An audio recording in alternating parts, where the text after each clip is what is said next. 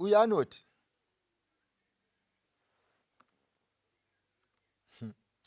iyi nyaya iri kunetsa iyi inyaya inongonetsa mazuva ese.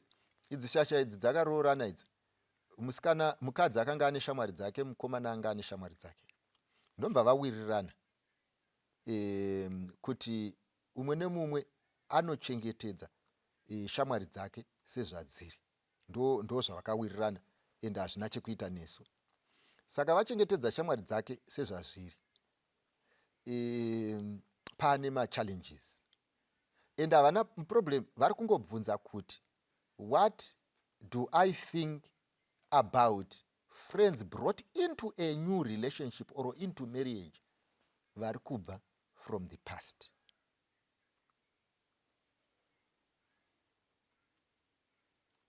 Inini chandingangokupai advice ndeyekuti izvo, every relationship will operate on the basis on which it was formed. Kana vanhu vakanga vachiwirirana, kuwirirana kwavo kuri kugocha kwenyama, that is the basis of their relationship.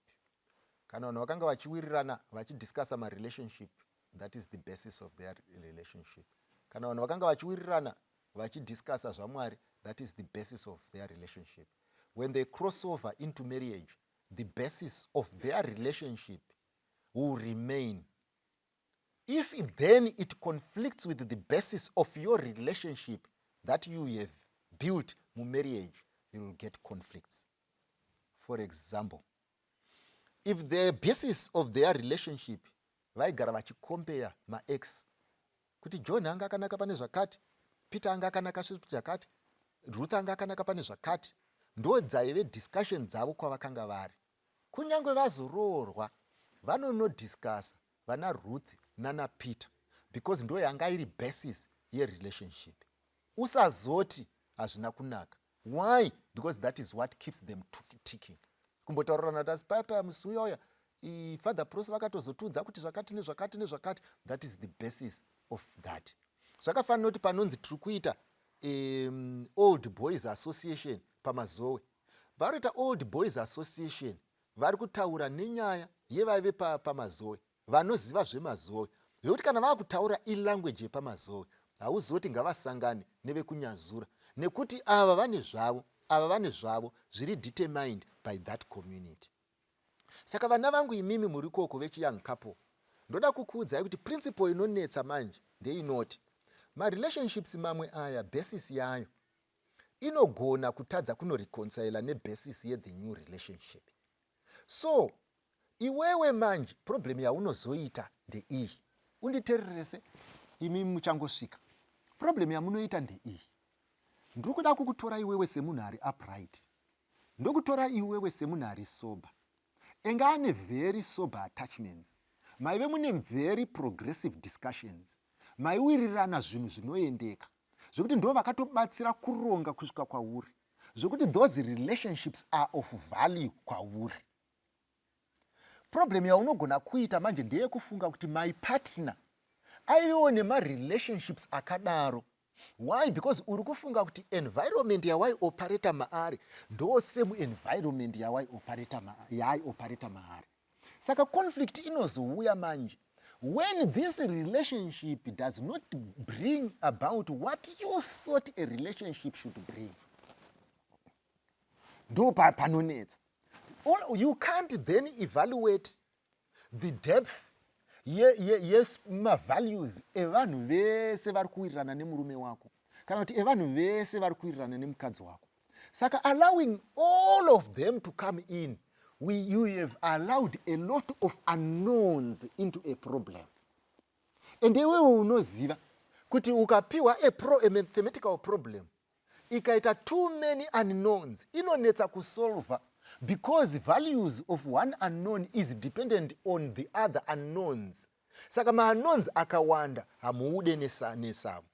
Saka inini what I would recommend ndezvekuti munhu ngaachirega kuuya nema-variables nema-unknowns akawanda into a relationship when also he has also unknown areas in him that you have to discover. Zvinozokunetsa manje to solve his unknowns coupled with the unknowns of 4 other people that he has brought into this relationship. And those 4 other people may also be of the opposite sex, who then, because they are not in this relationship yamuri kuvaka, who may then be showing, giving an expression yekuti you are not being sensible. And they are sensible because they can allow this. Yet the reason why they are allowing it is because they are not building what you are building together. Their assessment is based on emotion. It is built on a world of fallacy, a world of fantasy. When in real life you are in the real world. Saka vachaita kunge vanonzwisisa, yet kunzwisisa kwavo havasi kuziva what you are building. For example, muruda kuvaka imba yenyu pawetland. Momva mati imimi kumurume wako, ngatirege kungodira concrete pasi apa tisina kuisa simbi. Ngatiendei tinotenga simbi tiite. Murume wako mvataura kuti no, it's a waste of money. Munhu wese ari kuvaka pakadai. Iwe kuti no, ngatidai so baba wemwana. Iyo mvati now uri too expensive. Imba iri kuvakwa nevamwe $1,000. Iwe unoda kuti ndispende 20,000 ndichivaka. Omva aenda unodiscussa neshamwari yake. Kuti ndine mukadzi wangu ari kumba uko. Ari kuda kuti ndivake imba ye20,000. Uyayo mvati kwaanopengera anoda imba ye20,000 hanti nyangwe ye1,000 togona kugara. Inini yangu yandotogara ndakavaka ne1,000 nditse house pane chinoshorekere pamba pangu. Taasiri kuziva ndechekuti aiwa yake project yanga iri pamusoro peruware, asi yako iwewe iri kuma-marshlands. Yake project yanga iri pamusoro peconcrete, yako iwewe iri kunovakwa mubani. Saka kana wakuitwa comparison manje, uyo anonzwisisa, anoziva kuti mari inonetsa, anoziva kubhajeta, haadi zvinhu zviri expensive, asi haasi kuziva kuti no, decision yaitwa based on what he is doing, what she is doing kumba kwavo zviri different from there. Saka zvachidaro manje, every time when you have an argument yako iwe unoita kunge usinganzwisise, unoita kunge usina musoro, because uri kunokombewa nevanhu vasiri kuvaka chamuri kuvaka. This is the way it is. So ndo problem inoitika, number 1. Because your problem inoitika, number 2. You never know whether the relationships dzakanga dziri kumasure dzakanga dziri sober.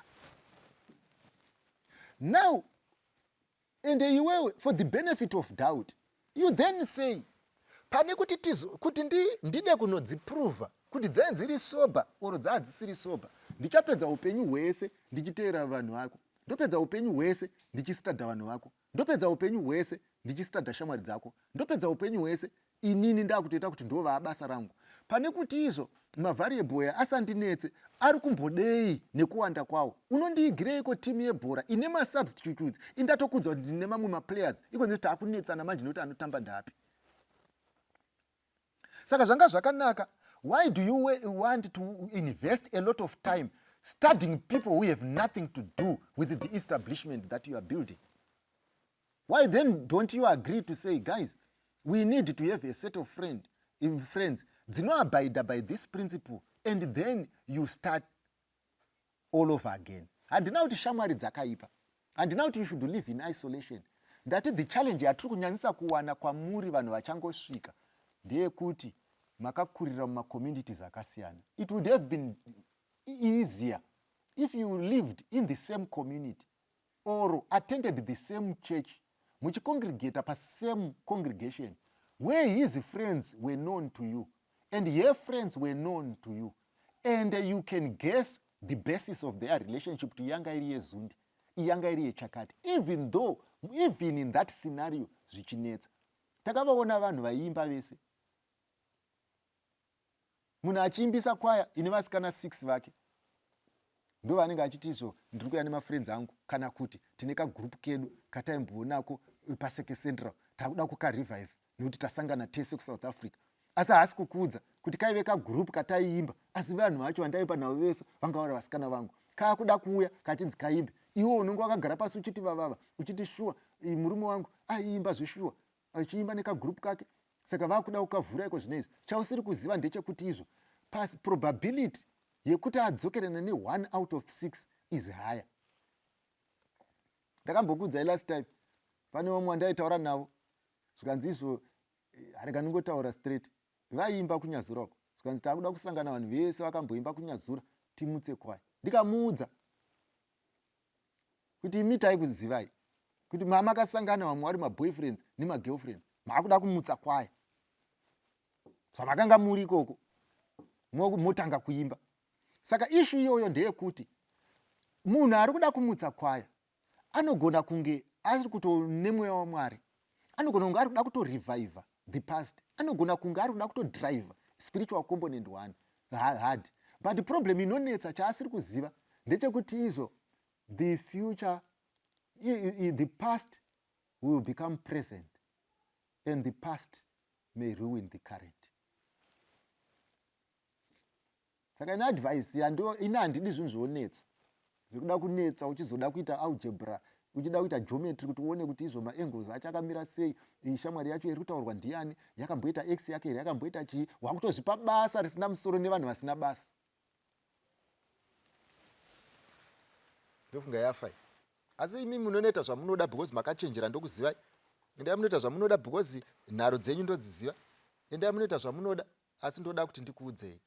Mamwe marelationship ari kumakuva akaendeswa kumakuva because people made decisions